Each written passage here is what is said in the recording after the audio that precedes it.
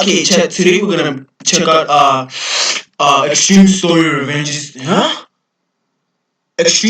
Stories of revenge from history. Gaff, let's get into it.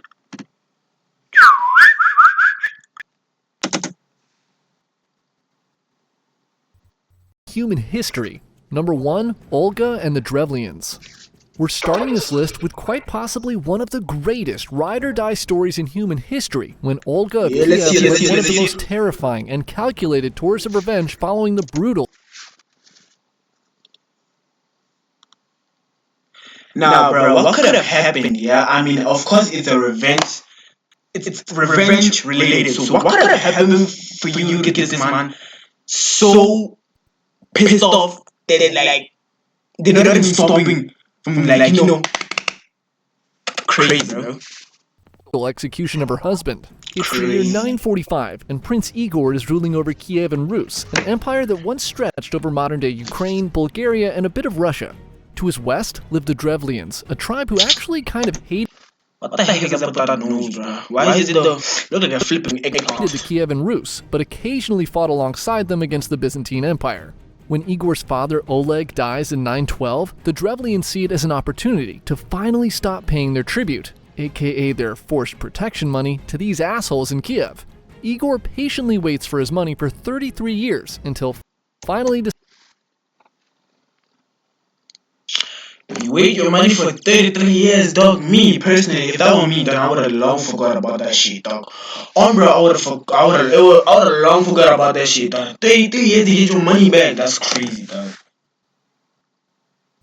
deciding, you know what?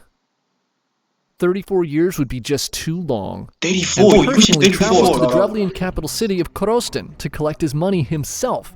He rode into the city with a large army and demanded tribute, which the Drevlians begrudgingly paid. And that should have been the end of it, and Igor should have gone on to live a long, happy life. Long happy. But This man look like on he's his on the ride verge home, of, you know. he feels the tribute was just a little too small, so he turns around with a few of his men and heads back to Korostin to demand more. When Igor arrives back to the city and begins shouting his demands, the Drevlians surprisingly do not like this and immediately kill his men. Igor was saved for an extra horrific execution. That's tough. That's tough. The Drevlians bent 2 birch trees toward each other and tied one of Igor's legs to each tree. Once Igor's legs were fastened, they cut the supports and the trees snapped back to their original form, ripping Igor into 2 pieces. The That right there is just Drevlians' ruler, gruesome. Prince Mal, was now feeling pretty good about himself and set his sights on taking over the larger empire by marrying Igor's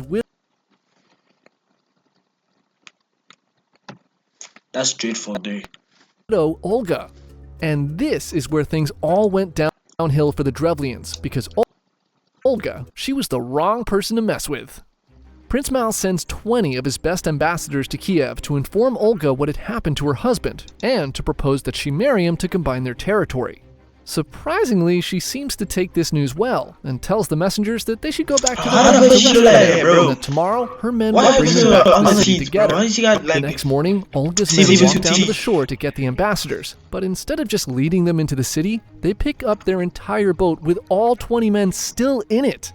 The ambassadors are blown away by this hospitality. What service? They're being treated like royalty. Until the ride suddenly got really bumpy. See, 20 all through the guys, night, bro. Olga had her men digging a huge trench, 20 and when her guys, men 20 is arrived with the equal one- Drevlian ambassadors, she ordered them to Hold on, dump hold the on, hold boat on. and all the men on board into this huge hole. Maybe they She might then have been orders more. them to Maybe they might bury have been these more. messengers alive. The Drevlians can do nothing as dirt is slowly piled on them, and soon they're buried alive. But Olga Imagine, bro, getting buried alive. That's just was gruesome, just getting bro. started. She then sends her own messengers to Korostin to ask Prince Mal to send his most distinguished men to Kiev to escort his soon-to-be bride. The Drevlians, not knowing what happened to the first group, comply and send a party of lords and powerful men as escorts. When they arrive in Kiev, Olga tells these distinguished guests to relax in a bathhouse her men had prepared, and that she would meet with them after they've freshened up. She The likes men your lead the nigga, she Drevlian nobles to the likes. bathhouse, and once they're in, She the likes men you. lock the doors and set the bathhouse and all the men Told inside you. on fire. Olga then sends Imagine, more bro. messengers to Koristan, asking Prince Mal to Imagine prepare dying in for a her burning, arrival. She building, has bro. one That's request. crazy, bro. She That's wants a feast to mourn her crazy, late bro. husband before the marriage. The Drevlians, again, not really knowing what's going on in Kiev, prepare a grand feast for Olga. She arrives, the party begins, and she encourages the Drevlians to drink and mourn with her. They do, and by the end of the night, the Drevlians are all properly hammered. Olga then orders her men to begin killing the now drunk and defenseless Drevlians. Bro, that's Surprise! awesome, Her men bro. were sandbagging their drinks the whole That's night a and were stone flipping cold garage, sober. bro. That's a Historians say garage. Olga was seen cheering her men on as they went around slaughtering thousands of Drevlians, including Prince Mal himself. Olga then returned to Kiev to raise an army to finish them off once and for all. The Drevlians finally catch the hint that Olga maybe wasn't too fond of them when she returned to Koristan with a massive army and began a siege on the city. For over a year, the citizens of Koristan suffered with little food or supplies, until finally Olga sends a message saying basically, if you just pay your tribute, this can all be over. Having been already fooled 3 times, and not really wanting to be fooled again, the Drevlians say they will pay the tribute but are scared that Olga will still kill them. She responds and was like, oh, I know I got a little crazy there after Igor, but A it's little. fine now. A Just little, send me bro. You 3 went on a pigeons and murking 3 streak, sparrows bro. from each house and I'll go away. The Drevlians think this is a weird request, but are so relieved that their nightmare is finally coming to an end that they not coming quickly to go an out end, and I'm find sorry, the birds Gene. to give her. It's really That not. night, Olga has her men tie a small can't trust piece of that face, sulfur Jim. I'm bundled telling in you, you cloth can't. to each bird's leg. They set fire to the cloth and release the birds into the night. Olga and her men watch 1,000 tiny embers fly off into the distance, and the birds go straight to their nests built on buildings in Koristan. Within hours, the entire city is a fiery hellscape. Olga watched the city burn to the ground and later claimed all Drevlian territory for herself. Nah, that's So, yeah, evil, bro. That's They evil. really should have just paid the tribute. Number 2, Yeah, I guess. Caesar and the pirates. This next story is one where I actually feel kind of a little sorry for the would-be bad guys. It's the year 75 BCE, and a 25-year-old Roman nobleman named Julius Caesar was sailing the Aegean Sea heading to Rhodes. Along the way, his ship is boarded by Sicilian pirates, and Julius is taken captive. Yeah, the Now, pirates are becoming a thinking, hostage well, is usually a just like terrifying him thinking situation like for most people. like the But in 20th this century, case, dog. I'm not gonna I lie. think the pirates Thinking knew like right from the 1880s, I start thought that those they were were pirates a that huge came in. mistake. The I didn't know the pirates pirates look at like Caesar this, like, with his long fancy hair, clothes and history, entourage you know? and realize he's probably somebody important. So they set a ransom for 20 talents, worth around $2 million today, give or take $1 million. When Caesar hears this number, he's offended and demands that they up that's the a ransom to lot 50 of talents. money, bro. He sends his entourage to gather the money to buy his freedom, and he would remain as the pirates' hostage So until they came he back with the asked money. them to like The pirates then increase sail off the with ransom. Caesar and just a few of his men to their island hideout. Now you know you Now, got money aboard when you, the when you, when pirate you ship, ask the Caesar simply when you know that the refuses price to be a they're prisoner. asking for In the, fact, the entire money for time money he's is- held is hostage, like, he no, acts as if they were all meeting on your his standards, ship, you and these pirates are his men. He freely walks around the ship, eats with the pirates, joins in on their games, and even exercises with them. He shushes them to be quiet when they're being noisy, and every day he forces them to listen to the speeches and poems he's working on. And that is why the Senate's power is but an illusion, maintained merely by tradition and weak men. Rome needs a leader who can see beyond petty politics and guide her to true greatness, perhaps even by force if necessary. You guys are all fucking idiots, aren't you? The Obviously. pirates were confused, as they never had a prisoner behave in such a strange way. But they put up with Caesar because he was kind of charismatic, and he was also kind of their ticket to a huge payday. It's also worth mentioning that throughout his time as a hostage, Caesar would joke that one day he would crucify them all for this. Once you guys let me go, I'm gonna find you guys and It's a bit scary.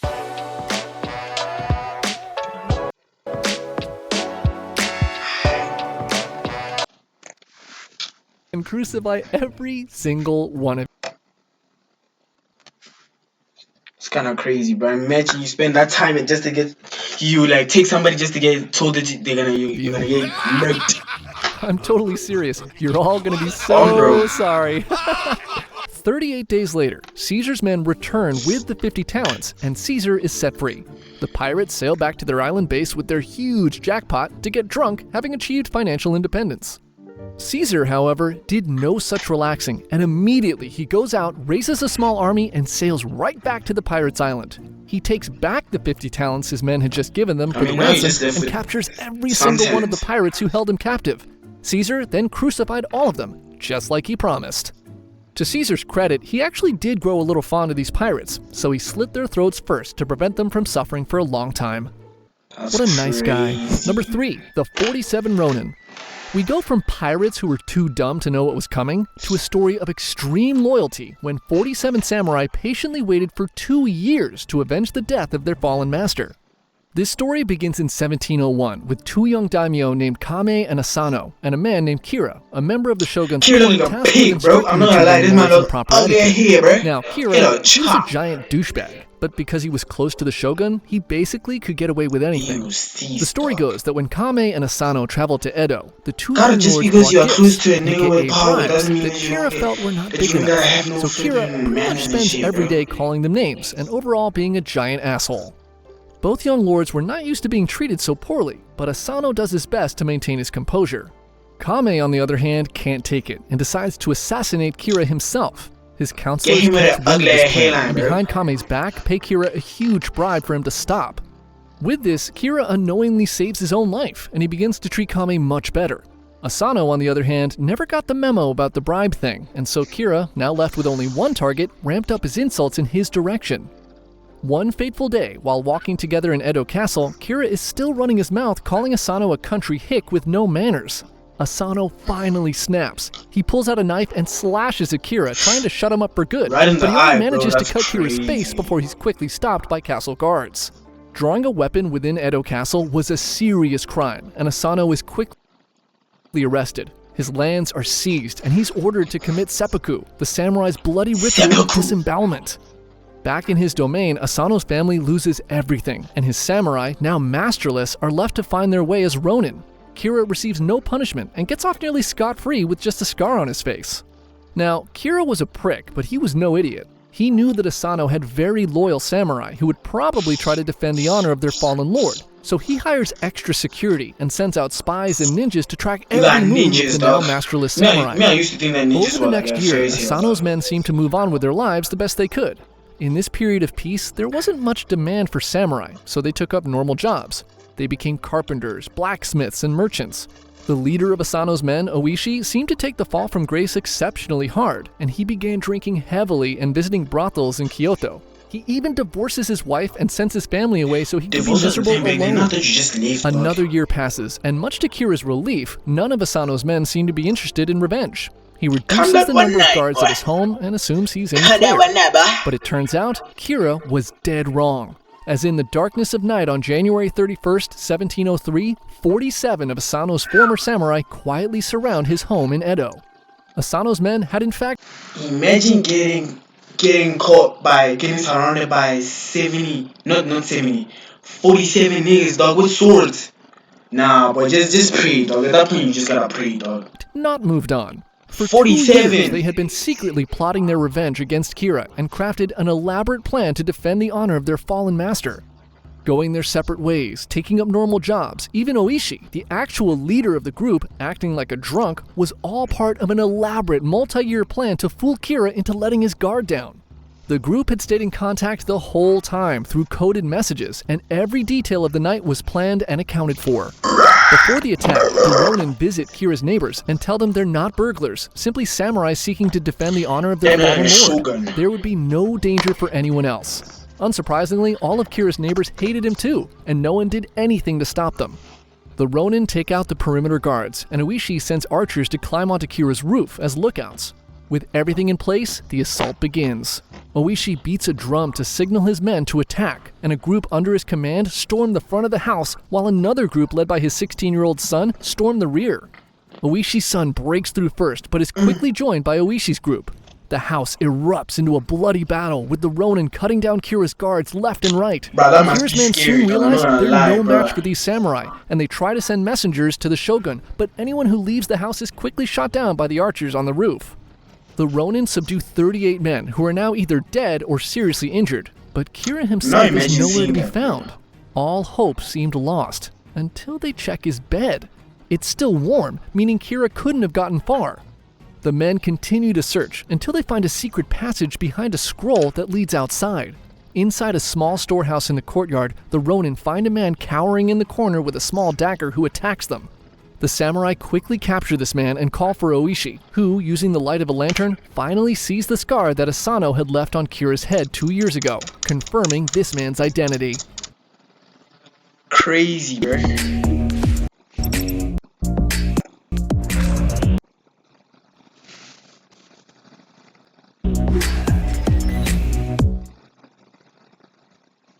It's a one-time ad, right?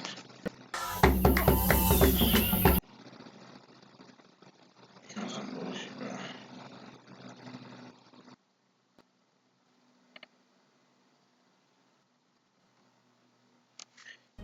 Oishi bends down to his knees and respectfully tells Kira that they're simply samurai who are fulfilling their duties to their master. He explains that they'll allow him an honorable death by seppuku and hands No over hard the same feelings. dagger their fallen lord Asano had used to do the same. Kira just sits there trembling, and no matter how nicely Oishi asks him to get it over with, he does nothing.